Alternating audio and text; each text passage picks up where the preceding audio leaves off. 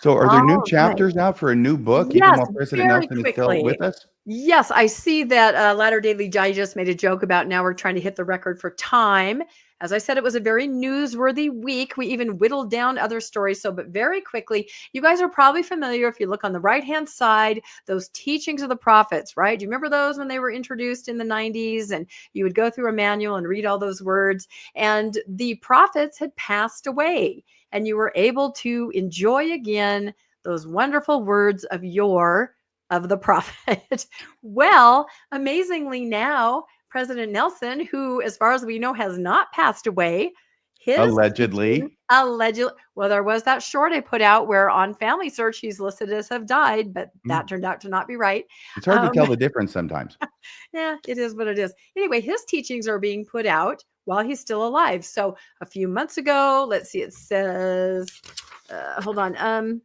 Yeah, since 1997, the church has published a collection of teachings of each of the 17 prophets who have served as president. This is the first time that these collections to be published in part while a prophet is still yet alive.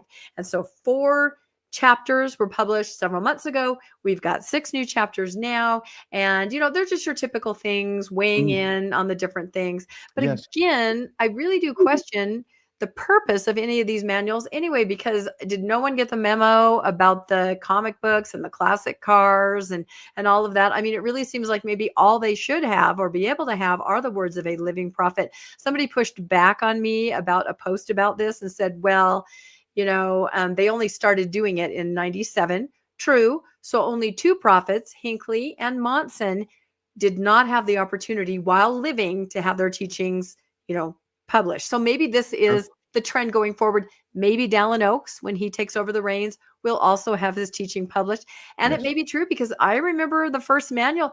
I guarantee there's some problematic things in a lot of those manuals. So I think they really want you to focus on the words of the living prophets over these manuals or the scriptures or anything else. Well, when Elder Oaks has his manual, I want to make sure on the cover there's a picture of Elder Oaks and also next to him, Beaker. Okay, just his lab assistant, Beaker. Honestly, 6 chapters. I have heard everything that President Nelson has said. It's not that great, folks. Really? Well, I will tell you, I read everything. And you know what I was looking for? Can you guess what I was looking for? I was looking for the airplane. And I was looking for the gun with the trigger pulled. I did not find it, not yet. Because that was the last conference, right? That story has been told over and over and over. So, I mean, he did tell that story again in abbreviated form about the incident at Mozambique. Yes. And this time he said the loaded gun, the trigger was pulled. So I would like to know if they are going to canonize and immortalize those stories that have been proven over and over through the Deseret News's own story and through so much forensic research not to have happened. If they are going to go ahead and canonize those in that manual, I'd be very curious. So. No lady in a red hat. No. Yeah. Okay. Yep. So check him out. All right. So it's almost as if President Nelson has a habit of telling stories about himself that he exaggerates to make himself look, I don't know, better than he is, more spiritual than he is. Who would do that? More amazing than he is. Who would do that? No one would do that. Oh, I did include a slide. Here's like we got Frank Burns leading the church. Yeah, here are some of the titles very quickly, but you guys can find them anywhere, your gospel app, your gospel library. Okay,